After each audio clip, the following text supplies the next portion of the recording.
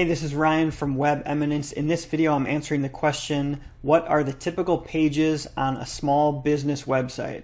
So if you're building a site yourself or you're hiring a web designer to build it, the first step in the process is usually putting all the content together so that you can actually create the site. So you might be wondering how to organize the site into pages and what content to write, what pages to create in the first place. So I'm going to go through the portfolio of my sites. I've created over 200 websites in the last 5 years, approximately, most of them for small businesses. So I have a really good feel for what types of content and what types of pages usually end up on small business websites. So I'm going to show you the top 7 pages that typically end up on a small business website, and I'm going to use my portfolio here to kind of give examples of those different pages. So let's go ahead and look at the screen.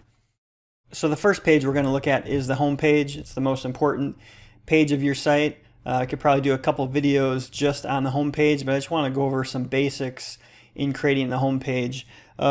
Pretty much what you want to do is introduce your company and summarize it. So I want to show you this construction website as an example. I mean, they have a great tagline here. They say welcome, and then it says licensed and insured general contractor in Apple Valley. So it tells what they are, what they do, and where they are. So it's a great summary statement. You can write some summary statements and just introduction to your company, contact information, but a lot of times a home page is going to summarize and then link to the other important pages.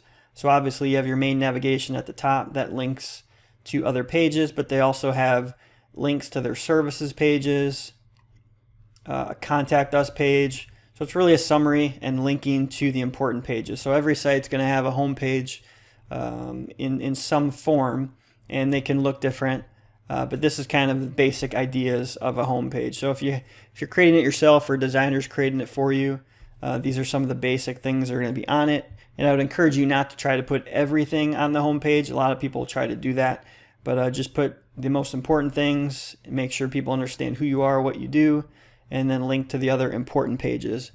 The next page I want to show you is the About page. And here's an example of an About page from a dentist client of mine. And it's a good example because it has his name, has a great photo. Photos of yourself or your staff or your company are a great way for people to find out more about you. So it has some information, some accreditations that give some credibility and convey trust. So this will be different in different industries and different types of businesses, but this just gives you an idea of how you might build your About page. And then there's contact button at the bottom.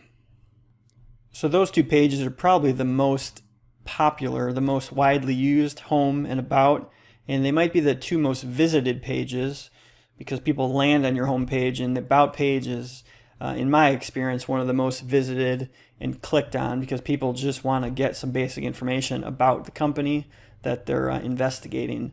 The next page I want to show you is services. So this could be different. This could be products if you sell products, could be services like this page, or it could be pricing. And in this case, it's kind of services and pricing because this client of mine is showing their landscape services, describing them, and also giving pricing information. There's some additional pricing information, and then there's a kind of a call to action at the bottom, a button that just allows people to start the service. So whatever your business is, you're going to want to have some type of page that describes what you offer, your products, your services, and then pricing if it's applicable for you. The next page I want to show you is testimonials. And here's an example of a testimonials page that's all actually called praise. So you could call it different things. Could be testimonials, reviews. This one's called praise, and it just gives some reviews or testimonials for this client of mine who is an event planner.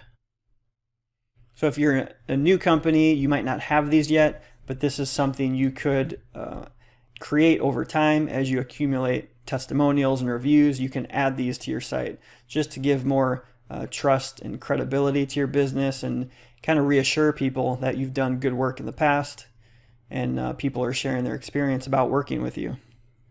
The fifth page on my list of most common or typical pages on small business sites is frequently asked questions.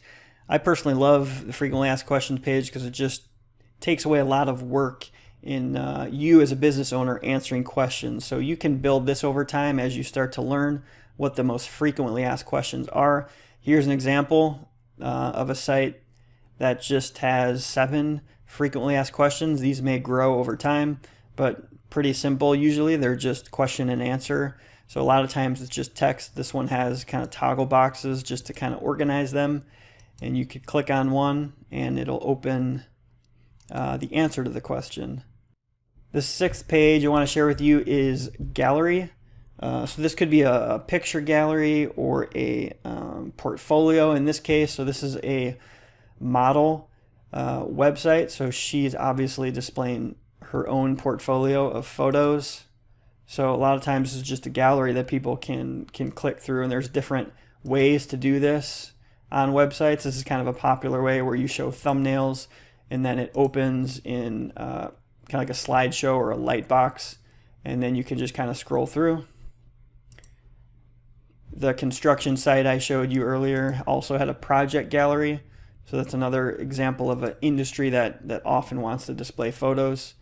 So you don't always have to have a gallery or a portfolio, but if you're in an industry or business that has a lot of photos, it's good to put them in one place. But if you don't have a lot of photos, you can just kind of disperse them through your site. So the last page that is very common and probably a must-have is the contact page. And this can look different for different industries again, but you pretty much want to give people your contact information. So a lot of times you'll have a form on the page like this one where people can just fill the form out and press submit and it'll send you an email. This one gives an address, email address, phone number, fax number, and then open hours and links to social profiles. Also a map. This is a retail location, so they gave a map. So many contact pages will be much simpler than this. Maybe they won't have a map. Maybe you'll just have a form and a phone number. But these are kind of the elements that'll often be on a contact page. So those are the top 7 most common pages that I've seen on small business websites. Probably applies to medium-sized businesses and large businesses as well. But even if you just scroll through my portfolio on my site that shows just a handful of sites, you'll see different pages on these sites. For example, the dentist site has new patients and it has a blog. This one has a projects page. This site here has a rates page, which I did mention as pricing. It has a get started page, which is a kind of a call to action. This is a education site, so it has curriculum. Here's one that has videos page. And this one has a glossary page. And here's another one with blog. This one model site I showed you has philanthropy, agencies, and one called Inspired by Andy. So just because these 7 pages are the most typical doesn't mean you can't have other pages, but these are probably the initial 7, or you want to look at these 7 to decide what the foundation for your website content is going to be. And then if you have additional content that might fit into other unique pages like the ones I mentioned here, then of course you can add those.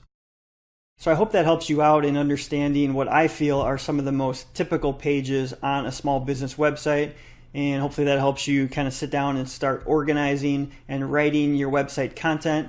I only covered the top 7 most typical pages as I see them, but I'm sure there's some I missed. And maybe you have some unique pages you're adding to your website. So I'd love to hear from you if you'd comment below on the video. Let me know maybe some of the more common website pages that I missed, or maybe some unique page in your industry that you're adding to your website, so that maybe people in your industry as well can get ideas for maybe some content or pages that they can add to their website. So thanks for commenting. Make sure to subscribe, and you can check out some of my future videos. I'm going to do more on creating your website, advertising your website, and just in general having more success with your small business website. So we'll see you on the next video. Thanks.